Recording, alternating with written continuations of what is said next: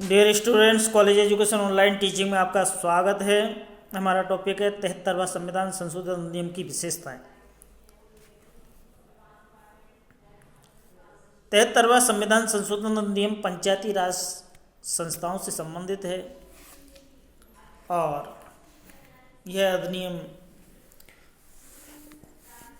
1992 में संसद के अंतर्गत आता है और पारित होते होते ये 24 अप्रैल 1993 को भारत सरकार के गजट में प्रकाशित होने के साथ ही प्रवर्तित होता है। इस अधिनियम के द्वारा पंचायती राज जो संस्थाएं हैं, उन पंचायती राज संस्थाओं को संवैधानिक दर्जा दिया गया है। संविधान के अंतर्गत भाग 9 जोड़ा गया है और इसका संबंधित जो अनुच्छेद है वो अनुच्छेद 243 है और इन पंचायती राज संस्थाओं को संवैधानिक स्थिति प्राप्त होती है। दूसरा प्रावधान है ग्राम सभा का प्रावधान।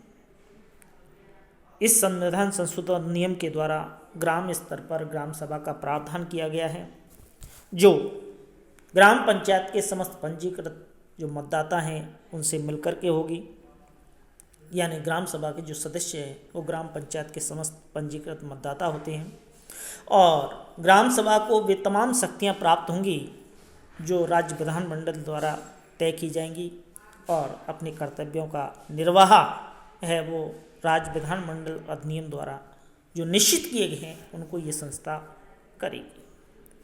तीसरा है त्रिस्तरीय पंचायती राज व्यवस्था। इस संविधान संशोधन नियम के द्वारा संपूर्ण देश में त्रिस्तरीय पंचायती राज संस्था के प्रावधान किए गए हैं, जिनमें ग्राम स्तर, मध्यवर्ती स्तर और जिला स्तर 3 स्तर होंगे।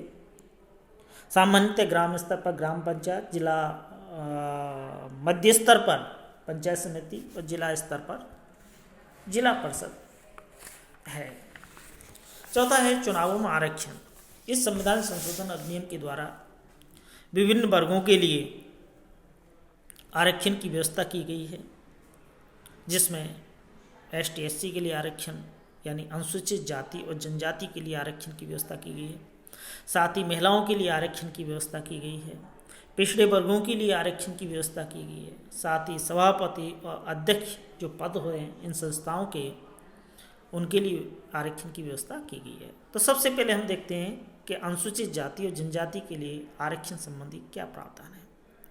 इस संविधान संशोधन अधिनियम के द्वारा तय किया गया है कि प्रत्येक पंचायत क्षेत्र में अनुसूचित जाति, अनुसूचित जनजाति के लिए निर्वाचन हेतु सीटें आरक्षित रहेंगी और इस प्रकार की जो आरक्षण की जो प्रक्रिया है उसका रोटेशन के आधार पर किया जाएगा और इन वर्गों के लिए जो सीटें, कुल सीटें आरक्षित होंगी उनमें से कम 1/3 स्थान है वो इन वर्गों की महिलाओं के लिए आरक्षित किए जाएंगे और इन वर्गों के लिए जो सीटें आरक्षित होंगी वो इनकी जनसंख्या के अनुपात में होंगी। दूसरा है महिलाओं के लिए आरक्षण। इस संविधान संशोधन अधिनियम के माध्यम से ये प्रावधान किया गया है कि पंचायती राज संस्थाओं के चुनावों में महिलाओं के लिए सीटों का आरक्षण किया गया जाएगा और इस प्रकार का जो आरक्षण है वो कम से कम 1/3 आरक्षण होगा और इस प्रकार आरक्षित की गई स्थानों का रोटेशन पद्धति के आधार पर किया जाएगा। अगला है पिछड़े वर्गों के लिए आरक्षण। इस संविधान संशोधन अधिनियम के अंतर्गत व्यवस्था दी गई है कि राज्य विधानमंडल समस्त पंचायती राज जो संस्थाएं हैं उनमें पिछड़े वर्गों के लिए भी आरक्षण का प्रावधान कर सकेगा। फिर है सभापति या अध्यक्ष पद के लिए आरक्षण। इस संविधान संशोधन अधिनियम में तय किया गया है या ये व्यवस्था दी गई है कि ग्राम पंचायत और पंचायती राज की अन्य जो संस्थाएं हैं उनकी जो अध्यक्ष या सभापति जो भी पद हैं उनके लिए अनुसूचित जाति, अनुसूचित जनजाति, महिलाओं के लिए राज्य विधानमंडल अधिनियम बनाकर सीटें आरक्षित कर सकेंगे। तो इस प्रकार से इन संस्थाओं में आरक्षण की व्यवस्था की गई है। अगला है कार्यकाल से संबंधित प्रावधान।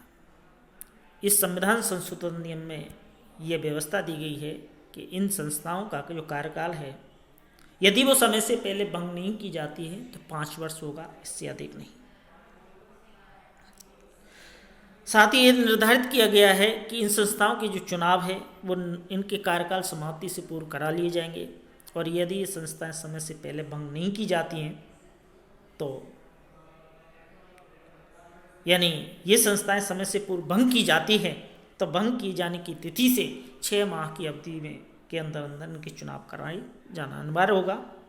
लेकिन यदि भंग की हुई संस्था का कार्यकाल 6 माह से कम रह गया है तो चुनाव कराना जरूरी नहीं है। इसके बाद में देखिए अनर्हताओं के संबंध में प्रावधान। इस संविधान संशोधन के माध्यम से पंचायती राज जो संस्थाएं हैं उनके सदस्यों की अयोग्यताओं के विषय में यह व्यवस्था दी गई है कि संबंधित जो राज्य विधानमंडल है उस संबंधित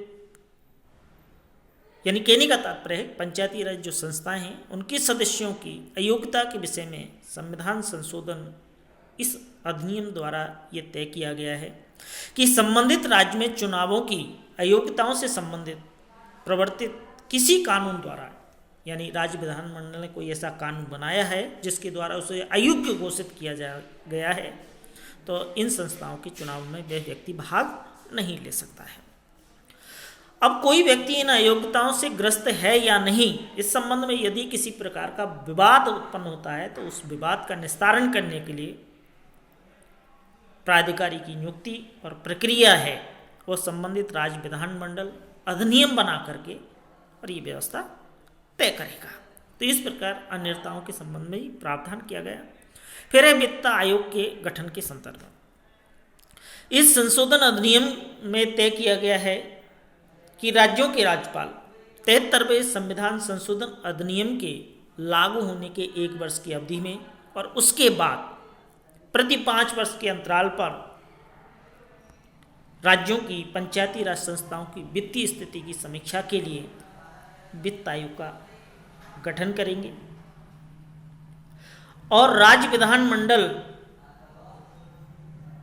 कानून बना करके इस वित्त आयोग के संगठन और उसमें नियुक्त किए जाने वाले सदस्यों की योग्यताओं और इन सदस्यों की नियुक्ति की प्रक्रिया का निर्धारण कर सकेंगे। तो कहने का तात्पर्य है कि इस संविधान संशोधन अधिनियम के द्वारा वित्त आयोग के गठन का प्रावधान किया गया है। फिर है पंचायती राज संस्थाओं की शक्तियां बताएं। इस संविधान संशोधन अधिनियम द्वारा जो विभिन्न स्तरों पर पंचायती राज संस्थाएं गठित की गई हैं, इन संस्थाओं द्वारा निष्पादित किए जाने वाले कार्यों और दायित्वों के लिए के संदर्भ में और उनकी शक्ति के संदर्भ में ये प्रावधान तय किया गया है कि संबंधित राज्य विधानमंडल कानून बना करके इन संस्थाओं को वो तमाम शक्तियां सौंपेंगे ताकि ये संस्थाएं स्वायत्त शासन की इकाई के रूप में कार्य करने में सक्षम हो सकें। तो इस संदर्भ में संविधान के अंतर्गत जो 11वीं अनुसूची है उसके अंतर्गत इन संस्थाओं की जो शक्तियां हैं, जो कार्य हैं, वो इनको इस 11वीं अनुसूची के अंतर्गत दिए हुए हैं।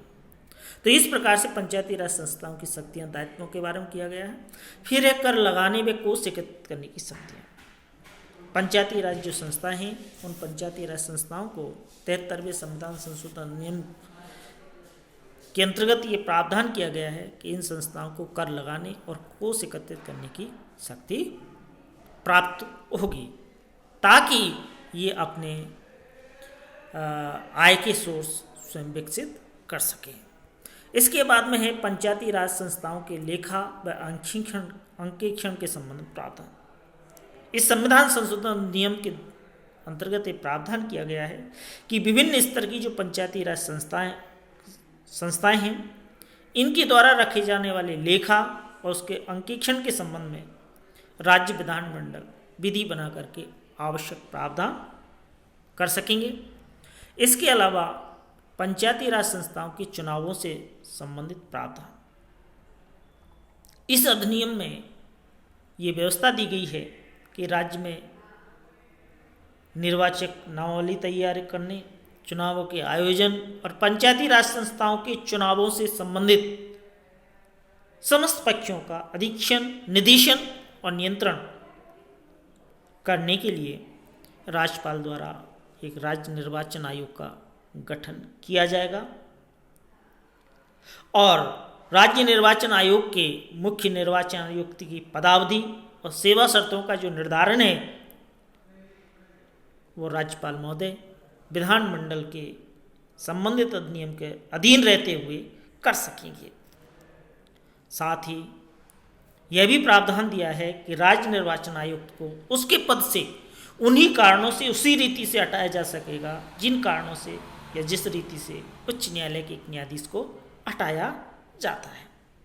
और कार्यरत जो राज्य निर्वाचन आयुक्त है उसकी सेवा शर्तों में कोई अलाभकारी परिवर्तन नहीं किया जा सकेगा। तो इस प्रकार से 73वें संविधान संशोधन अधिनियम जो है, इस 73वें संविधान संशोधन अधिनियम की ये प्रमुख विशेषताएं थी। Thank you.